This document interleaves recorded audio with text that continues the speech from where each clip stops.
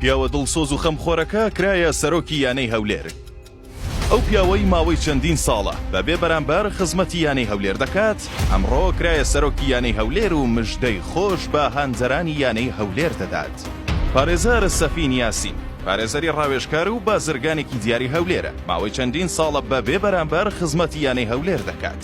لە ڕووی داراییەوە بەردەوام پشتیوانی یانەی دایک بووە و هەمیشە لە کاتە سەختەکان کۆڵەکەیەکی گرنگی مانەوەی هەولێر بووە لەسەر پێ، چونکە بەبێ داوای یارمەتیکردن سەفین یاسین خۆی لە دەرگای یانەی هەولێری داوە و هاوکاری کردوون. پارێزەر سەفین یاسین دوای دەستنیشانکردنی وەکو سەرۆکی یانەی هەولێر لە ڕێگەی پایتەخت میدیا و مزگەنی خۆش بە هاندەرانی یانەی هەولێر دەدات و دەڵێت یانەی هەولێر لە جاران باشتر دەبێت، یاریزانی نوێ دەهێنین و سەرۆکی حکوومەت و پارێزگاری هەولێریش پشتیوانی خۆیان بۆ یانەکە دووپات کردوێتەوە.